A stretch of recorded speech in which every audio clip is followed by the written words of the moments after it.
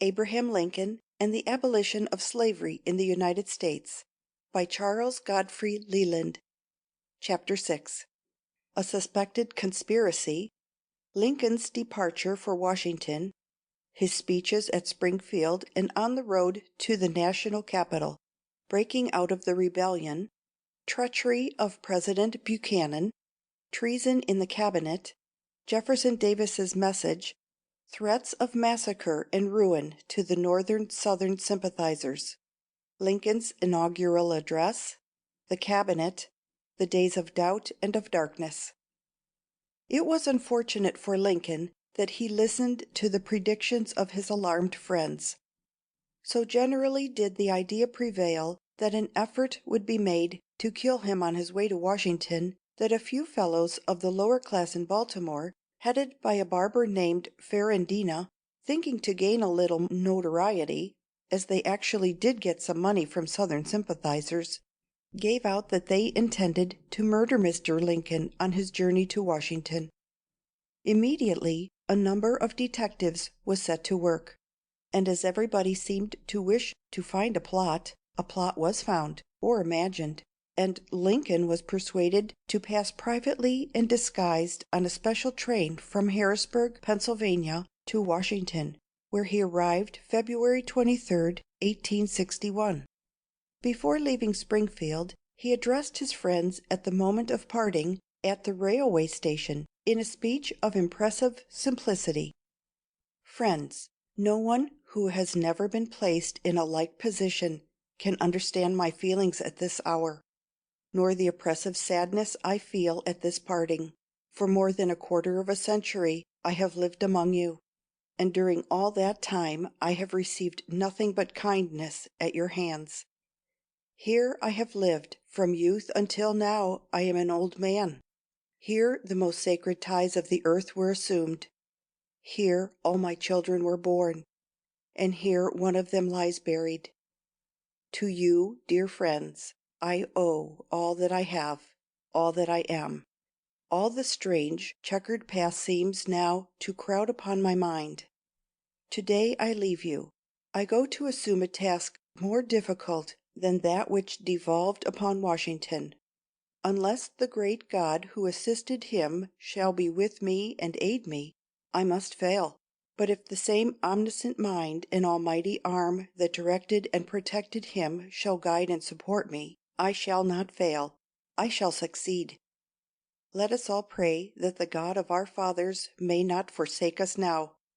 To him I commend you all.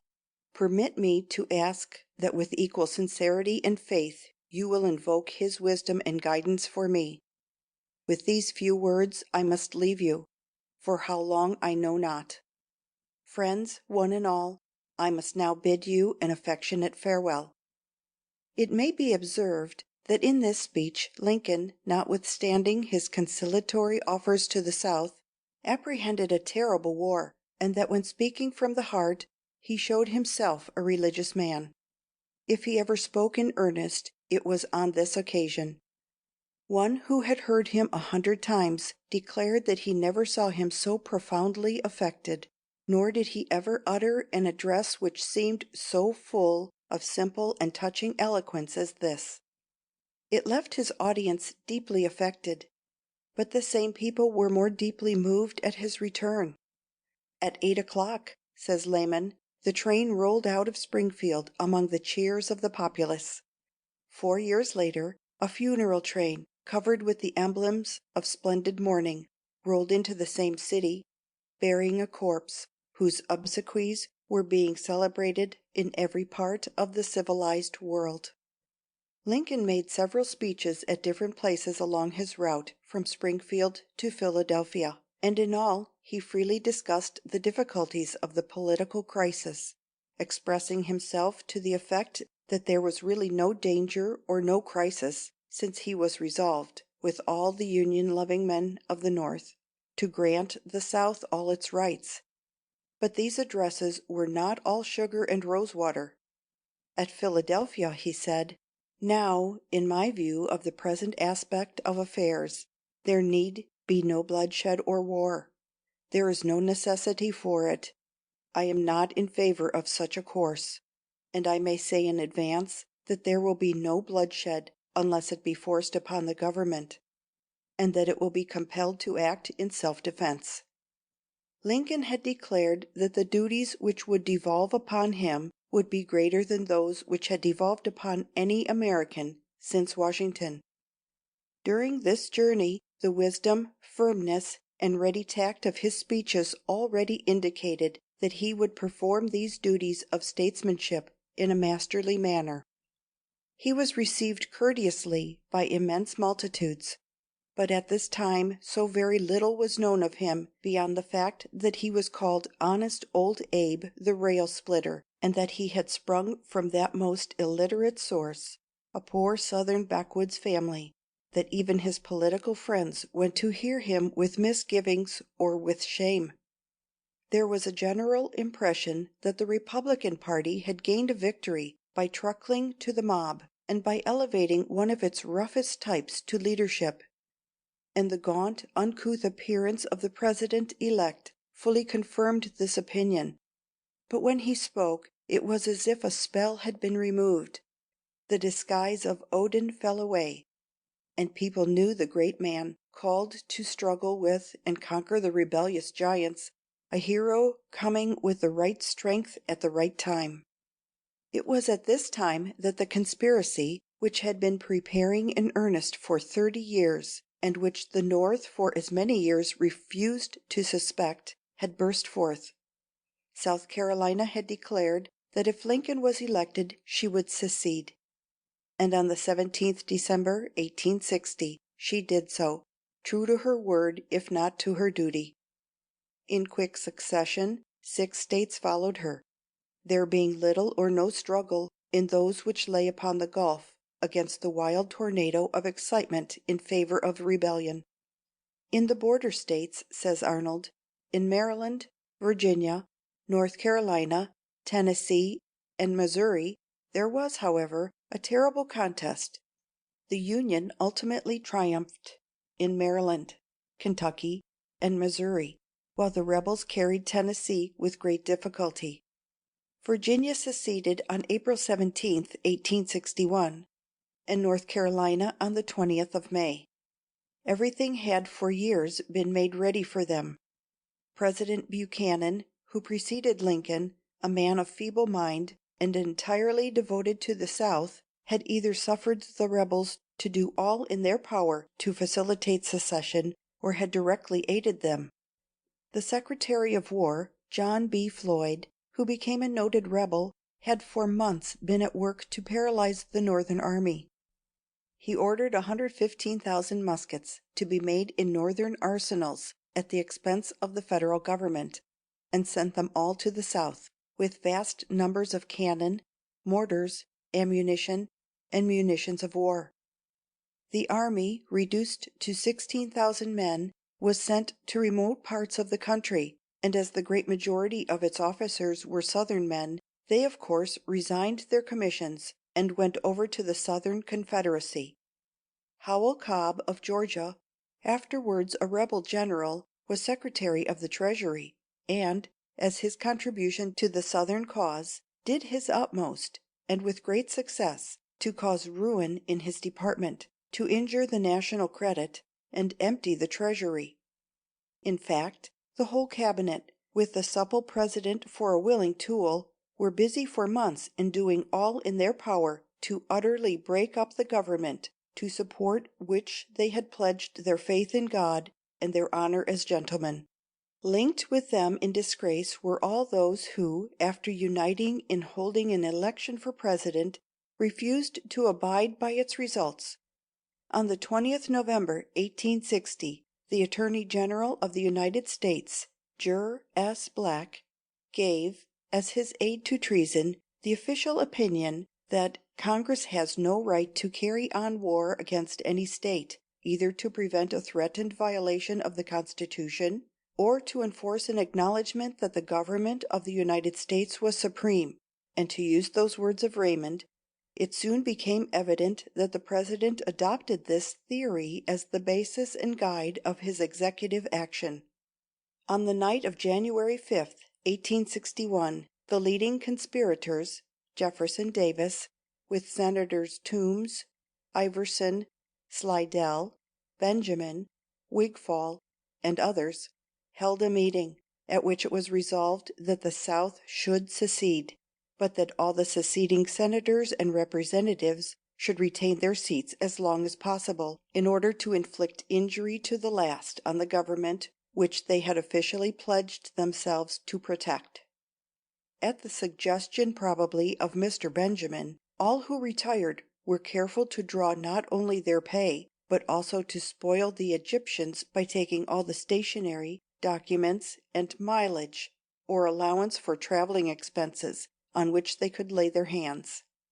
Only 2 of all the slave state representatives remained true, Mr. Bouligny from New Orleans and Andrew J. Hamilton from Texas.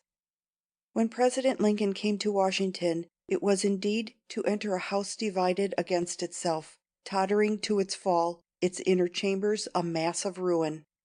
The 7 states which had seceded sent delegates, which met at Montgomery, Alabama, February 4th, 1861, and organized a government and constitution similar to that of the United States, under which Jefferson Davis was president and Alexander H. Stephens vice president. No one had threatened the new Southern government, and at this stage the North would have suffered it to withdraw in peace from the Union, so great was the dread of a civil war. But the South did not want peace. Every Southern newspaper, every rebel orator, was now furiously demanding of the North the most humiliating concessions and threatening bloodshed as the alternative. While President Lincoln, in his inaugural address, spoke with the most Christian forbearance of the South, Jefferson Davis, in his, assumed all the horrors of civil war as a foregone conclusion.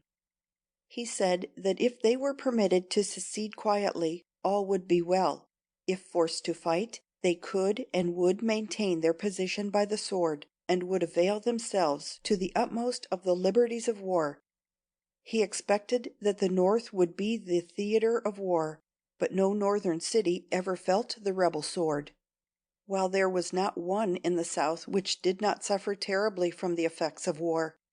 Never in history was the awful curse vae victis so freely invoked by those who were destined to be conquered. It was characteristic of Lincoln to illustrate his views on all subjects by anecdotes, which were so aptly put as to present in a few words the full force of his argument. Immediately after his election, when the world was vexed with the rumors of war, he was asked what he intended to do when he got to Washington. "That," he replied, "puts me in mind of a little story. There was once a clergyman who expected during the course of his next day's riding to cross the Fox River, at a time when the stream would be swollen by a spring freshet, making the passage extremely dangerous. On being asked by anxious friends if he was not afraid, and what he intended to do, the clergyman calmly replied, 'I have travelled this country a great deal, and I can assure you that I have no intention of trying to cross Fox River until I get to it.'" The dangers of the political river which Mr. Lincoln was to cross were very great. It is usual in England to regard the struggle of the North with the South during the rebellion as that of a great power with a lesser one, and sympathy was in consequence given to the so-called weaker side. But the strictest truth shows that the Union party, what with the Copperheads or sympathizers with the South, at home, and with open foes in the field, was never at any time much more than equal to either branch of the enemy, and that, far from being the strongest in numbers, it was as 1 to 2. Those in its ranks who secretly aided the enemy were numerous and powerful. The Union armies were sometimes led by generals whose hearts were with the foe, and for months after the war broke out, the entire telegraph service of the Union was, owing to the treachery of officials, entirely at the service of the Confederates. It must be fairly admitted and distinctly borne in mind that the South had at least good apparent reason for believing that the North would yield to any demands, and was so corrupt that it would crumble at a touch into numberless petty, warring states, while the Confederacy, firm and united, would eventually master them all and rule the continent. For years, leaders like President Buchanan had been their most submissive tools, and the number of men in the North who were willing to grant them everything very nearly equaled that of the Republican party. From the beginning they were assured by the press and leaders of the Democrats, or Copperheads, that they would soon conquer and receive material aid from Northern sympathizers. And there were in all the Northern cities many of these who were eagerly awaiting a break-up of the Union, in order that they might profit by its ruin. Thus, immediately after the secession of South Carolina, Fernando Wood, mayor of New York, issued a proclamation in which he recommended that it should secede and become a free city. All over the country, Democrats like Wood were looking forward to revolutions in which something might be picked up, and not a few really spoke of the revival of titles of nobility. All of these prospective governors of lordly Baratarius avowed sympathy with the South.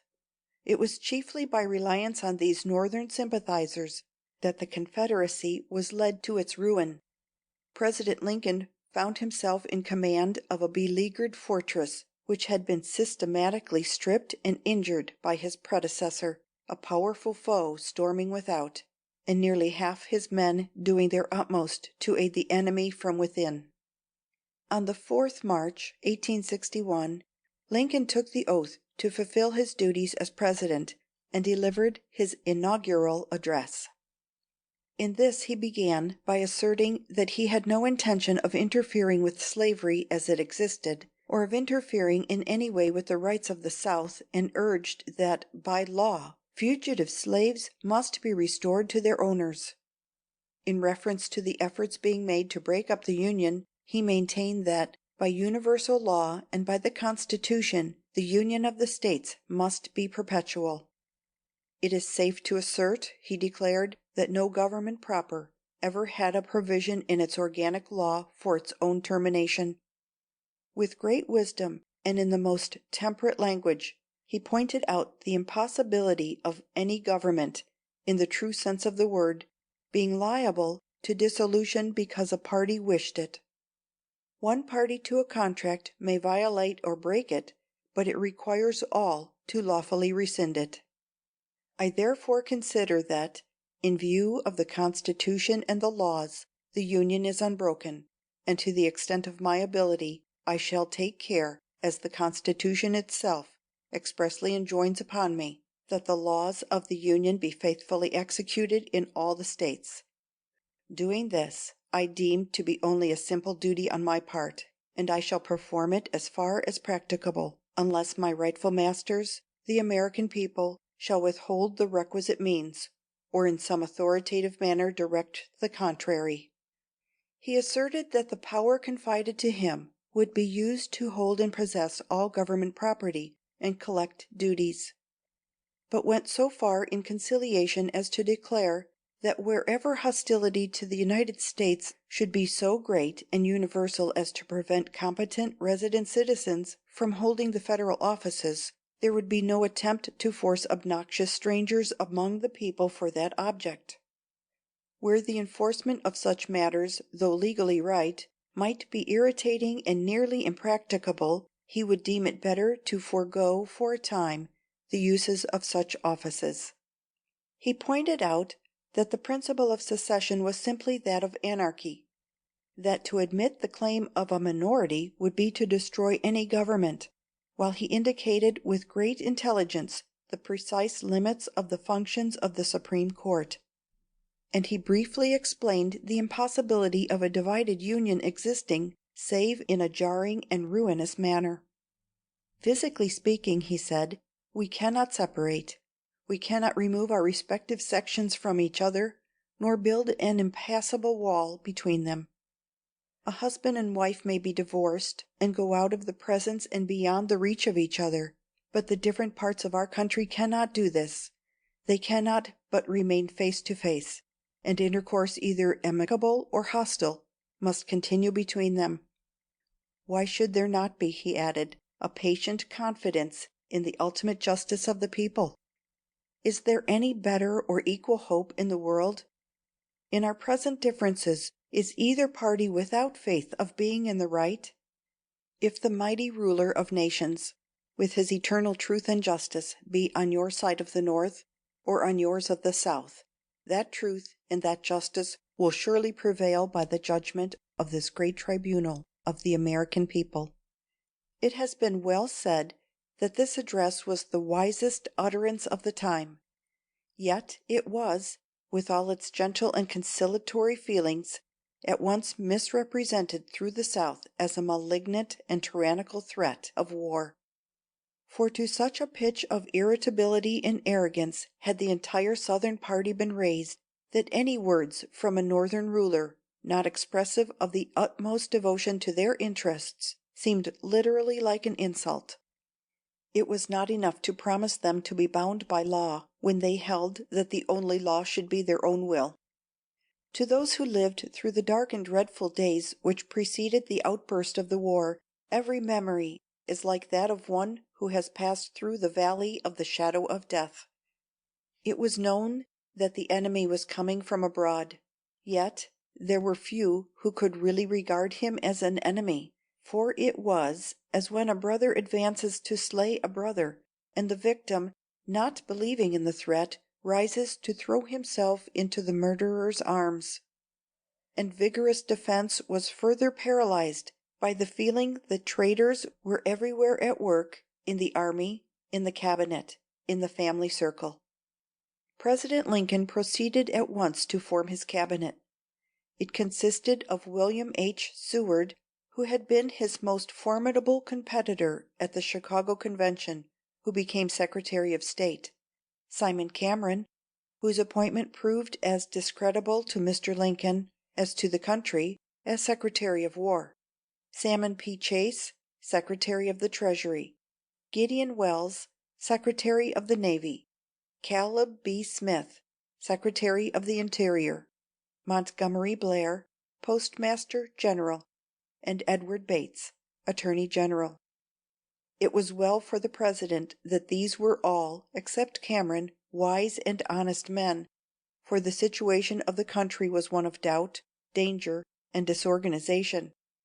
In Congress, in every drawing room, there were people who boldly asserted and believed in the words of a rebel, expressed to B. F. Butler, that "the North could not fight, that the South had too many allies there." "You have friends," said Mr. Butler, "in the North who will stand by you as long as you fight your battles in the Union, but the moment you fire on the flag, the Northern people will be a unit against you, and you may be assured, if war comes, slavery ends." Orators and editors in the North proclaimed, in the boldest manner, that the Union must go to fragments and ruin, and that the only hope of safety lay in suffering the South to take the lead, and in humbly following her. The number of these despairing people, or croakers, as they were called, was very great. They believed that republicanism had proved itself a failure, and that on slavery alone could a firm government be based. Open treason was unpunished. It was boldly said that Southern armies would soon be on Northern soil. The new administration seemed to be without a basis. In those days no men except rebels seemed to know what to do.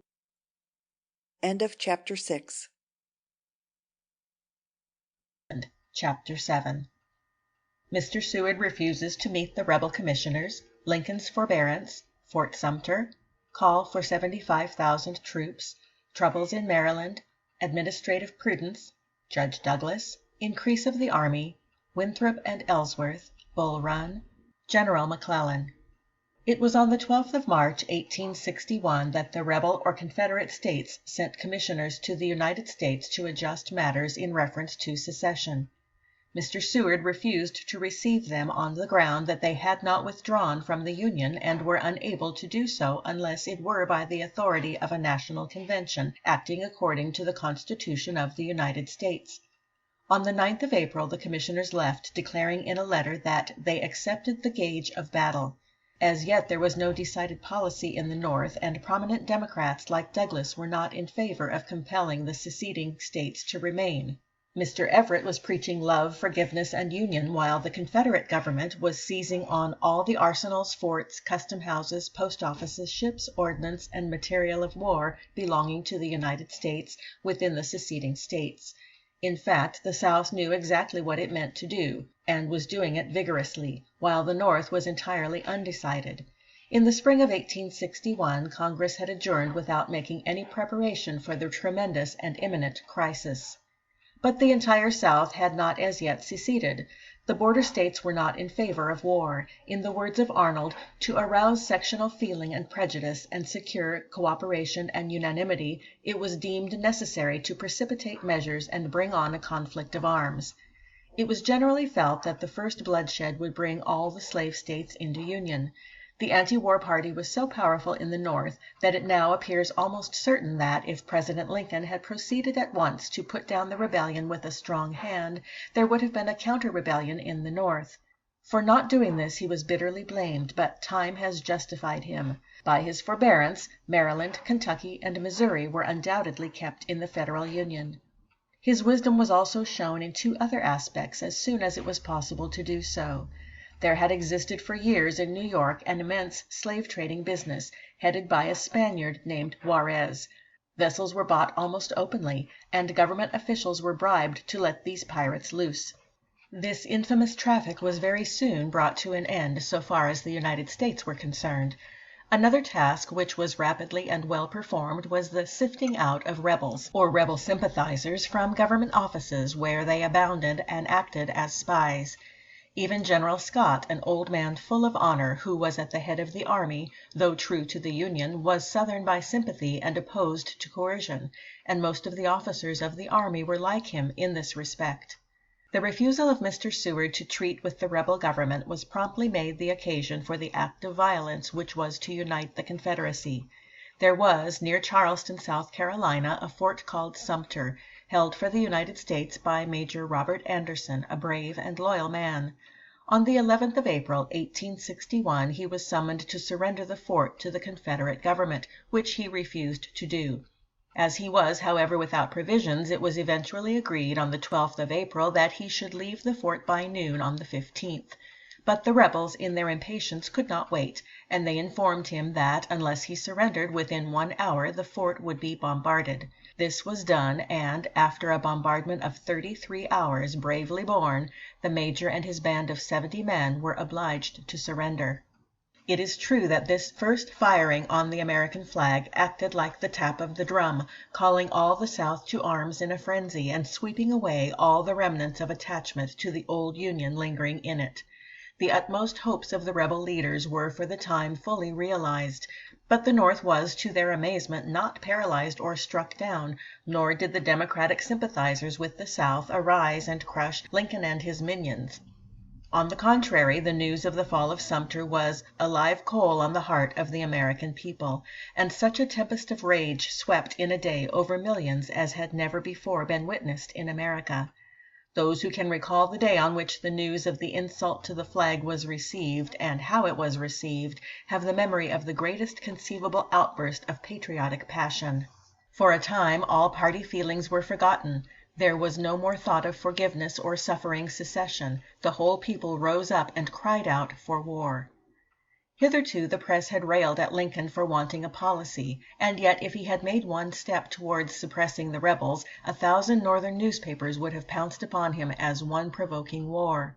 Now, however, his policy was formed, shaped, and made glowing hot by one terrible blow.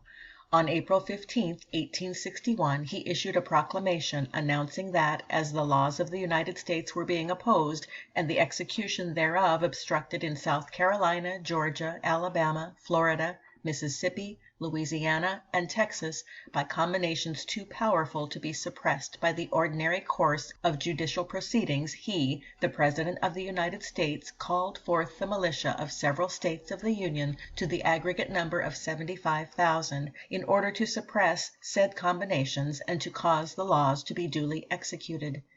In strong contrast to the threats of general slaughter and conflagration of Northern cities so freely thrown out by Jefferson Davis, President Lincoln declared that, while the duty of these troops would be to repossess the forts and property taken from the Union, in every event the utmost care will be observed, consistently with the objects aforesaid, to avoid any devastation, any destruction of or interference with property, or any disturbance of peaceful citizens in any part of the country. He also summoned an extraordinary session of Congress to assemble on the 4th of July, 1861. This proclamation awoke intense enthusiasm, and from private persons as well as by the legislature, men, arms, and money were offered in unstinted profusion in support of the government. Massachusetts was the first in the field, and on the first day after the issue of the proclamation, the 6th Regiment started from Boston for the national capital. 2 more regiments departed within 48 hours.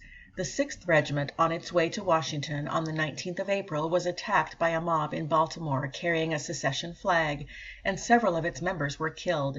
This inflamed to a higher point the entire North, and Governor Hicks of Maryland and Mayor Brown of Baltimore urged it on President Lincoln that, for prudent reasons, no more troops should be sent through Baltimore. This Governor Hicks had, during the previous November, written a letter in which he regretted that his state could not supply the rebel states with arms more rapidly, and expressed the hope that those who were to bear them would be good men to kill Lincoln and his men. But by adroitly shifting to the wind, he became conspicuously loyal before spring, and lived to reap splendid rewards and high honors under the auspices of the Federal government, as the most patriotic and devoted Union man in Maryland. Yet, as one renegade is said to be more zealous than 10 Turks, it cannot be denied that, after Governor Hicks became a Union man, he worked bravely, and his efficiency in preserving Maryland from seceding was only inferior to that of the able Henry Winter Davis. This Governor Hicks had suggested to President Lincoln that the controversy between North and South might be referred to Lord Lyons, the British minister, for arbitration. To these requests the President replied, through Mr. Seward, that as General Scott deemed it advisable, and as the chief object in bringing troops was the defense of Washington, he made no point of bringing them through Baltimore. But he concluded with these words: "The President cannot but remember that there has been a time in the history of our country when a general of the American Union, with forces destined for the defense of its capital, was not unwelcome anywhere in the State of Maryland. If 80 years could have obliterated all the other noble sentiments of that age in Maryland, the President would be hopeful, nevertheless, that there is one that would forever remain there and everywhere. That sentiment is, that no domestic contention whatever that may arise among the parties of this republic ought in any case to be referred to any foreign arbitrament, least of all to the arbitrament of a European monarchy." It is certain that by this humane and wise policy, which many attributed to cowardice, President Lincoln not only prevented much bloodshed and devastation, but also preserved the State of Maryland. In such a crisis, harshly aggressive measures in Maryland would have irritated millions on the border, and perhaps have promptly brought the war further north. As it was, peace and order were soon restored in Baltimore, when the regular use of the highway through that city was resumed. On the 19th of April, 1861, the President issued another proclamation declaring the blockade of the ports of the seceding states. This was virtually an answer to one from Jefferson Davis, offering letters of marque to all persons who might desire to aid the rebel government, and enrich themselves by depredations upon the rich and extended commerce of the United States. It may be remarked that the first official words of Jefferson Davis were singularly ferocious, threatening fire, brigandage, and piracy, disguised as privateering, in all their terrors, while his last act as president was to run away, disguised as an old woman in his wife's waterproof cloak, and carrying a bucket of water, thus typifying in his own person the history of the rebellion from its fierce beginning to its ignominious end. It may be doubted if there was in those wild days in all North America one man who to such wise forbearance added such firmness and moral courage as President Lincoln manifested. By it he preserved Maryland, Kentucky, Tennessee, and Missouri, and if moderation could have availed, he might have kept Virginia.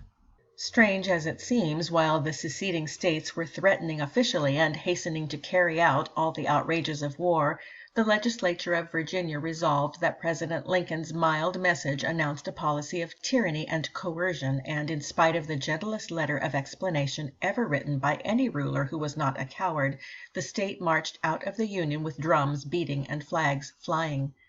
Thenceforth, says Holland, Virginia went straight towards desolation. Its sacred soil was from that hour devoted to trenches, fortifications, battlefields, military roads, camps, and graves. She firmly believed that all the fighting would be done on Northern soil, but in another year over a large part of her territory, which had been covered with fertile farms and pleasant villages, there were roads 5 miles wide. At this time there occurred an interesting private incident in Lincoln's life. His old adversary, Judge Douglas, whom he warmly respected as a brave adversary, had passed his life in pandering to slavery, and as regards the war had been the political Mephistopheles who had made all the mischief. But when Sumter was fired on, all that was good and manly in his nature was aroused, and he gave all his support to his old enemy. During the brief remainder of his life, his devotion to the cause of his country was unwearied. He was done with his dreams of power, but he could yet do good. He was of service in inducing great numbers of Democrats, who still remained pro-slavery men in principle, to fight for the Union. 4 years to an hour after the memorable reconciliation between Judge Douglas and President Lincoln, the latter was killed by the rebel Booth. Both died, says Holland, with a common purpose, one in the threatening morning of the rebellion, the other when its sun had just set in blood, and both sleep in the dust of that magnificent state, almost every rod of which within a quarter of a century had echoed to their contending voices as they expounded their principles to the people. Judge Douglas had warned the President in the hour of the reconciliation that, instead of calling on the country for 75,000 men, he should have asked for 200,000. "You do not know the dishonest purposes of those men as I do," he had impressively remarked. In a few days it was evident that the rebellion was assuming colossal proportions, and therefore President Lincoln, on May 3rd, issued another call for 42,000 3-year volunteers, and ordered the addition of 22,114 officers and men to the regular army, and 18,000 seamen to the navy. This demand was promptly responded to, for the draft had as yet no terrors. On the 18th of April a plot had been discovered by which the secessionists in Washington, aided by Virginia, hoped to fire the city, seize the President and Cabinet, and all the machinery of government. By prompt action this plan was crushed. A part of it was to burn the railway bridges and make the roads impassable, and this was successfully executed. Yet, in the face of this audacious attack, the Democratic press of the North and the rebel organs of the South continued to storm at the President for irritating the secessionists, declaring that coercion or resistance of the federal government to single states was illegal. But at this time several events occurred which caused great anger among loyal men. One was the loss of the great National Armory at Harper's Ferry, and also of Gosport Navy Yard, with 2,000 cannon and several large ships. Owing to treachery, this navy yard, with about $10 million worth of property, was lost.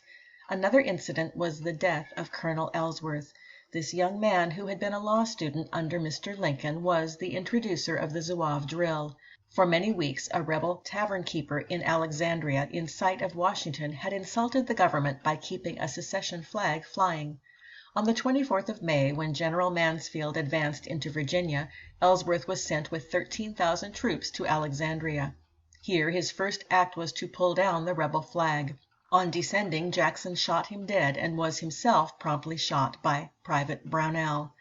2 days previous, the first considerable engagement of the war had occurred at Big Bethel, and here Major Winthrop, a young Massachusetts gentleman of great bravery and distinguished literary talent, was killed. The grief which the deaths of these well-known young men excited was very great. They were among the first victims, and their names remain to this day fresh in the minds of all who were in the North during the war. The funeral of Ellsworth took place from the White House, Mr. Lincoln, who was affected with peculiar sorrow by his death, being the chief mourner. During this month the war was, to a degree, organized. As soon as Washington was made safe, Fortress Monroe, the water gateway of Virginia, was reinforced. Cairo, Illinois, commanding the junction of the Mississippi and Ohio rivers, was occupied, and Virginia and North Carolina were efficiently blockaded. Pennsylvania, Delaware, Maryland, the District of Columbia, and a part of Virginia were divided into 3 military departments, and on the 10th of May another was formed, including the states of Ohio, Indiana, and Illinois, under charge of General George B. McClellan. The object of this department was to maintain a defensive line on the Ohio River from Wheeling to Cairo. In the month of July, 1861, the rebels, commanded by General Beauregard, threatened Washington, being placed along Bull Run Creek, their right resting on Manassas, and their left, under General Johnston, on Winchester. They numbered about 35,000. It was determined to attack this force and drive it from the vicinity of Washington. Both sides intended this to be a great decisive battle, and it was generally believed in the North that it would end the war. Government had been supplied with men and money beyond its demand, and the people, encouraged by Mr. Seward's opinion that the war would last only 60 days, were as impatient now to end the rebellion by force as they had been previously to smother it by concessions. There were few who predicted, as Charles A. Dana did to the writer on the day that the war was declared, that it would last not less than 3 nor more than 6 or 7 years. On the 16th of July, the Federal Army, commanded by General McDowell, marched forth, and the attack, which was at first successful, was made on the 21st.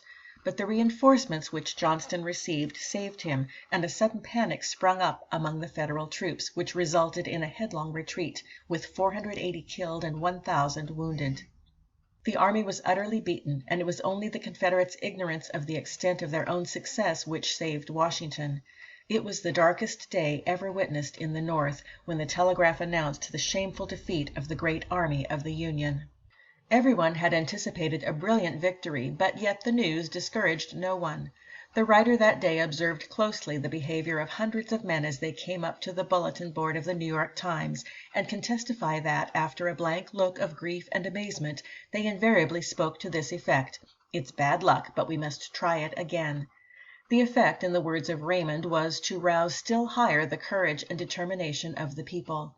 In 24 hours the whole country was again fierce and fresh for war. Volunteers streamed by thousands into the city, and efforts were promptly made to establish Union forces at different places around the rebel coast. This was the beginning of the famous Anaconda, whose folds never relaxed until they strangled the rebellion. Between the 28th of August and the 3rd of December, Fort Hatteras, Port Royal in South Carolina, and Ship Island near New Orleans were occupied. Preparations were made to seize on New Orleans, and, by a series of masterly movements, West Virginia, Kentucky, and Missouri, which had been in a painful state of conflict, were secured to the Union. Virginia proper had seceded with a flourish of states' rights. Her western portion recognized the doctrine so far as to claim its right to leave the mother state and return to the Union. This was not done without vigorous fighting by Generals Rosecrans and Morris, to whom the credit of both organizing and acting is principally due, although General McClellan, by a clever and Napoleonic despatch announcing victory, attracted to himself the chief glory. General McClellan had previously in Kentucky favored the recognition of that state as neutral territory, as the rebels wished him to do, an attempt which Lincoln declared would be disunion completed if once entertained.